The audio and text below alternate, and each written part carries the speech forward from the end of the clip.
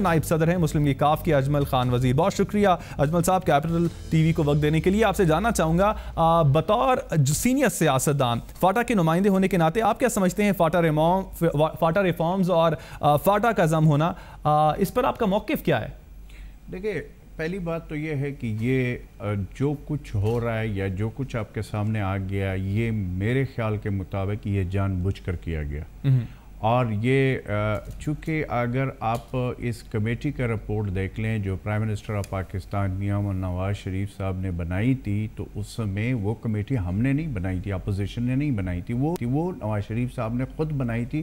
اور اس کمیٹی نے وہاں پہ ایک رپورٹ مرتب کی اور اس رپورٹ کے مطابق انہوں نے آگے یہ ساری چیزیں چلا کر اور آگے رواج ایکٹ تک. اب صورتحال یہ ہے کہ جب آپ نے یہ اپنے رپورٹ میں کہا تھا, اسی رپورٹ میں یہ ہے کہ 3% NFC ایوارڈ میں فاٹا کو دیے جائیں گے, جو کہ میرے خیال میں 100 ارب 10 کروڑ یہ بنتے ہیں. یہ فوراً جس وقت یہ ہو جائے گا تو اس کے بعد آپ کو ریلیز کرنے پڑیں گے. اب مسئلہ یہاں پہ یہ ہے کہ جو مجھے سب سے بڑی رکاوٹ نظر آ رہی ہے وہ یہی پیسوں کی رکاوٹ ہے, جس پہ نون لیگ یا نواز شریف یا وزیر خزانہ اسحاق ڈار صاحب اس وقت یہ نہیں چاہتے تھے کہ یہ جو 100 ارب 10 کروڑ روپے ہے یہ فاٹا کو دیے جائیں, کیونکہ الیکشن ایئر ہے. انہوں نے پنجاب اور خاص کر لاہور اور جو ان کے جہاں پہ پہلے وہ انویسٹمنٹ کر رہے ہیں وہاں پہ میٹرو یا اورنج ٹرین جیسے کوئی اور کام کروا کے بجائے کہ یہ پیسے وہ فاٹا کے عوام کو دے. تو پہلی بات تو یہ ہے کہ وہ بادل نخواستہ پہلے سے بھی یہ کام کر رہے تھے, وہی نہیں چاہ رہے تھے. دیکھیں, اگر وہ یہ پہلے سے ابھی کر رہے تھے, ابھی آپ دیکھیں یہ ٹائم کیا سیٹ کیا گیا. ٹائم وہ سیٹ کیا گیا کہ ایک اسپیشل وہ بلوایا گیا, ایک اجلاس بلوایا گیا جس میں یہ جو رواج ایکٹ انہوں نے بتایا. اب دیکھیں, میرے رواج ایکٹ پہ میرے تحفظات بھی ہے. رواج ایکٹ ہمیں بتایا بھی نہیں گیا تھا, ایک دم لے کر آیا اور انہوں نے ٹیبل کر دیا قومی اسمبلی میں, اور قومی اسمبلی نے وہاں پہ بھیج دیا سیفران کی جو سٹینڈنگ کمیٹی ہے اس کے پاس. جب وہاں پہ گئے تو وہاں پہ وہ اچھا, اس دوران انہوں نے ایک کام یہ کیا کہ فاٹا کے MNAs کو انہوں نے میرے معلومات کے مطابق 8 کروڑ روپے ریلیز کروائے.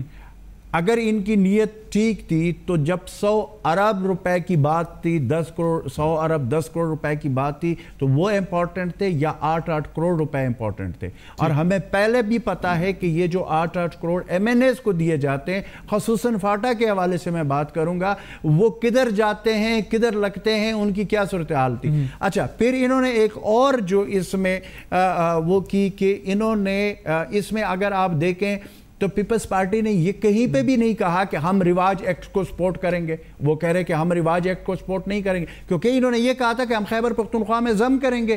تو ضم کی بات ہو رہی تھی. اب صورتحال یہ بن گئی کہ میرے خیال کے مطابق فاٹا MNAs میں سے بھی, جس میں شہاب الدین ہے اور ساجد توری ہے اور شاجی گل ہے, یہ 3 لوگ رہ گئے. اب فاٹا کے ٹوٹل اس وقت جو ہے وہ 11 MNA ہے اور 8 سینیٹر ہے, اور ایک سینیٹر بھی ان کے ساتھ. بقایا MNAs وہاں پہ جا کر مولانا فضل الرحمان کو ملنے چلے گئے. جو ہم کہتے تھے کہ فاٹا کے پارلیمنٹیرین تو اس کو سپورٹ کریں گے, وہ وہاں پہ گئے.